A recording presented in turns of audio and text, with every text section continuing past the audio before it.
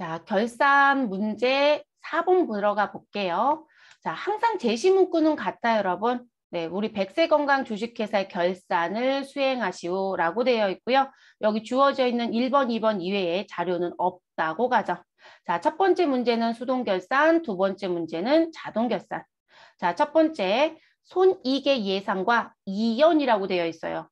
지금 계속 나오는 느낌이네요, 여러분. 자료 설명 봤더니요. 대여금에 대한 당기분 이자 수익 30만 원을 계상하다. 결산 정리분계를 하시오. 자, 수동결산은 여러분, 우리 전표 입력기 장부의 일반 전표에 우리 보고기간 종료 1인 12월 31일자에 전표 처리를 해주시면 되는 거죠. 그리고 1번 문제는 지금 무엇에 해당되는 내용이었을까요, 여러분? 자, 지금 보시면 이자 수익을 30만 원 계상한다겠고 당기분 대여금에 관련된 거래요. 그러면 얘는 무엇에 해당이 된다? 수익의 예상에 해당되는 부분이죠, 여러분. 그러면 우리가 수익의 예상은 차변에 누구를 써야 되는 걸까요? 나는 받을 권리가 생겼으나 아직 못 받았다는 의미. 그러면 아직 못 받았다는 미수. 그런데 이자를 못 받았다는 얘기죠. 이자는 지금 현재 수익이 발생에 들어가는 거니까 미수 수익이라고 차변에 쓰시면 되는 거고요. 그리고 대변에는 누구를 기록하자. 이자 수익을 발생시켜 주시면 되겠습니다. 더 할 일이 있을까요? 없어요. 정말 쉽게 냈네요. 그래서 우리는 수익의 예상에 대한 거 그대로 정리. 계산 문제를 대부분 내는데 계산 문제 안 냈다는 얘기거든요.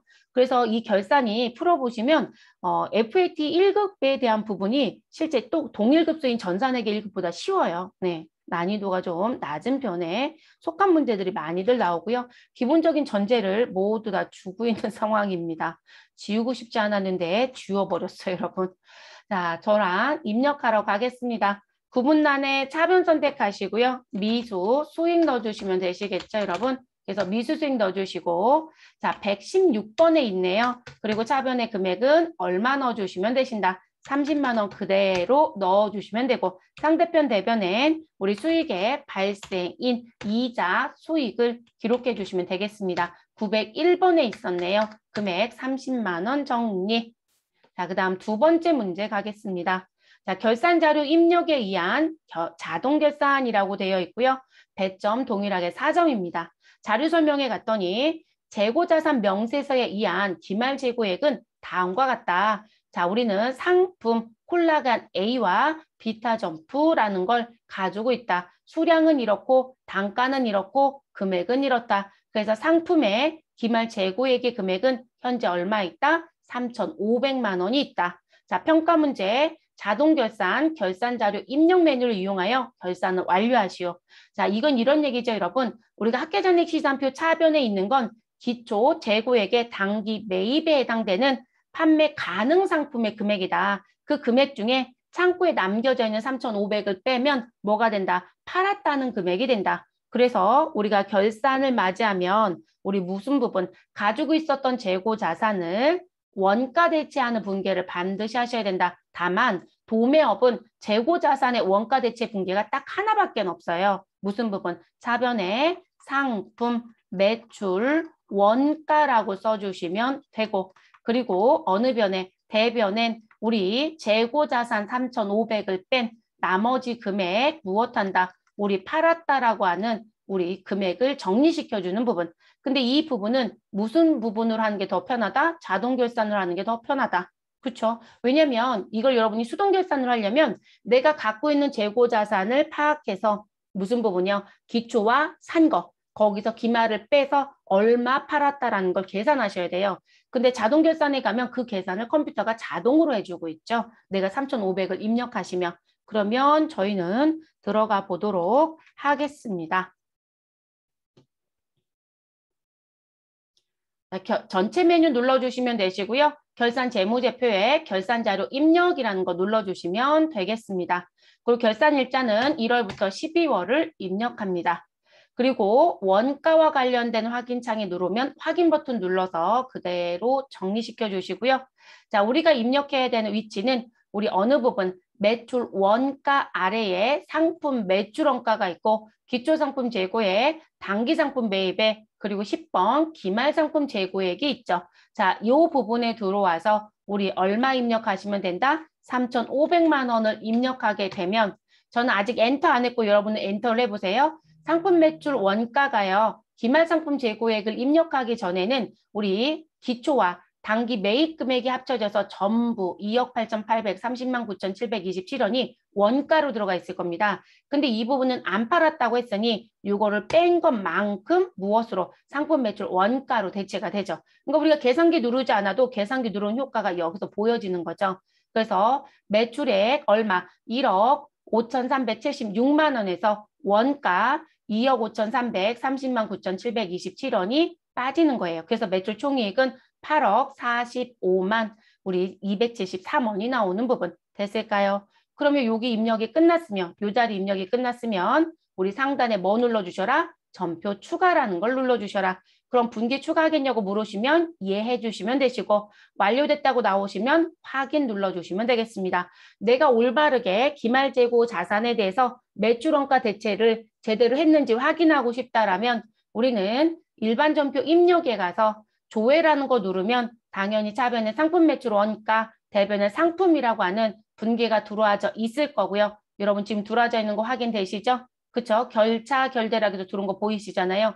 자, 이렇게도 들어올 거고요. 그리고 전체 메뉴에 가셔서 어느 부분 결산 재무제표, 합계 잔액시산표 12월 31일자로 조회해서 12월 31일자로 조회해서 재고 자산에 상품의 금액이 얼마가 남겨져 있으면 우리가 재고로 남기겠다라고 했던 금액 얼마 있어요, 여러분? 우리 3,500만 원 있죠. 네, 딱 요 금액이 우리 차변에 남겨져 있으면 결산을 올바르게 한 거예요, 여러분. 저희 딱 맞게 되어 있네요. 네, 그러면 우린 4점을 득했다. 이렇게 보시면 됩니다. 그리고 제가 왜 수업 중에 이런 말씀 드린 적 있을 거예요. 여러분들 업무 하실 때 시험지에서 그냥 상품 얼마, 제공품 얼마, 제품 얼마, 원재료 얼마 이렇게 금액을 써준다. 그럼 저희는 해당되는 결산자료 입력해서 그 금액을 톡톡톡톡 넣고 전표 추가를 하고 끝내지만 현실적으로는 그 3,500에 대한 내역서를 반드시 별도로 갖고 있어야 된다고 했죠. 재고자산 명세서. 그게 이런 형태로 만들어요, 여러분.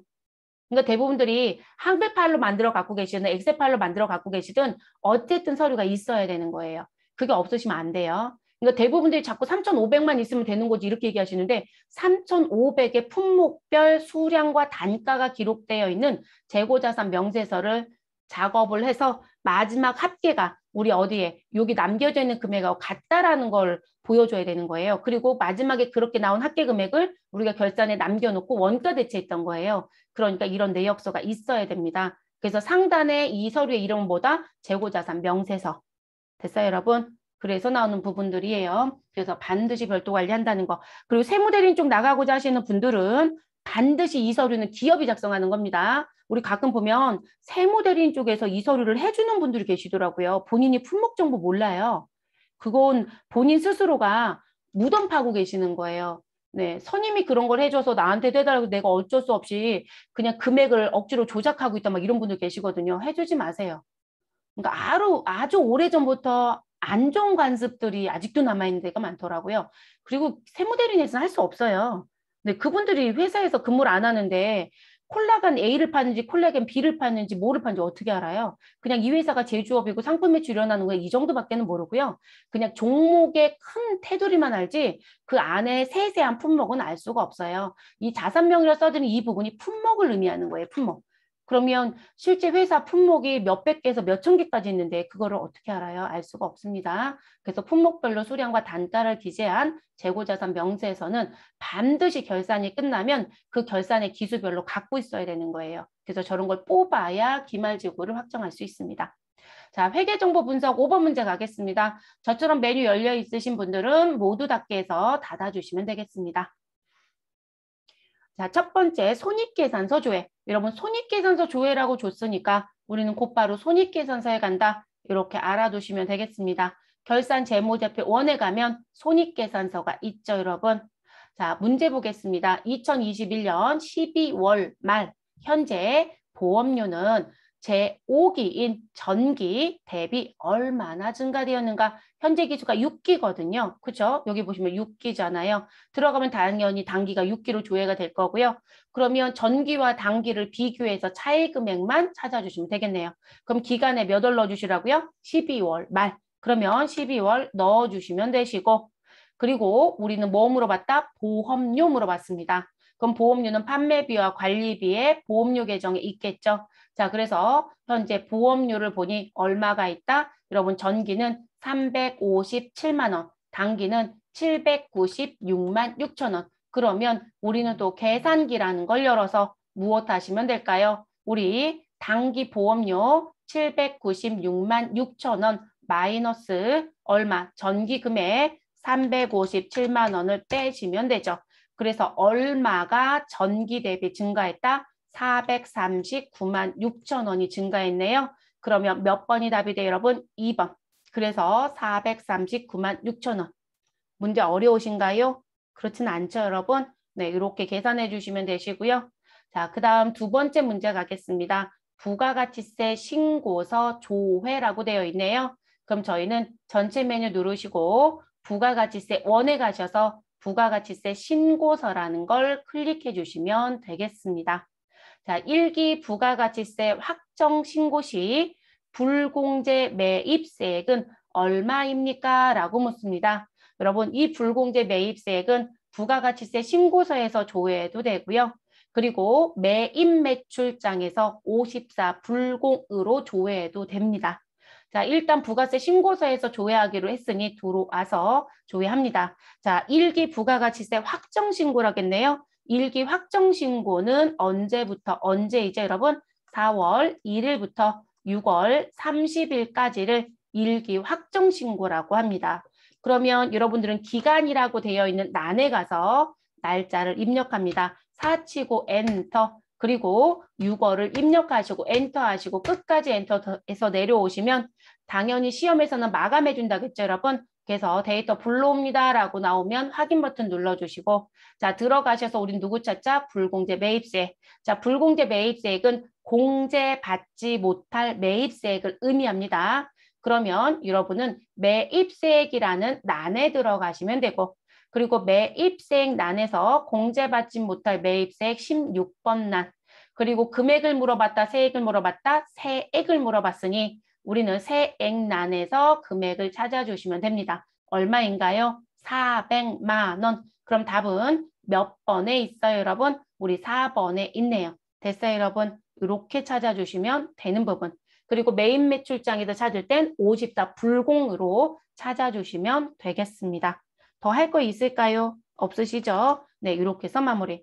그래서 회계정보 분석은 진짜 에이트가 쉬운 게 맞아요. 메뉴 이름을 다 줘버리기 때문에, 왜냐면 대부분들이요, 문제를 이렇게 내면 어디 가서 찾아야 되는지를 모르겠다는 얘기 되게 많이 하시거든요. 그런데 위치를 다 줘버리니까 사실상 시험에서는 점수를 득하기가 쉬운 거죠. 그리고 내가 입력했던 정보가 영향을 주지도 않는 거로 내기 때문에 항상 답은 다 같습니다.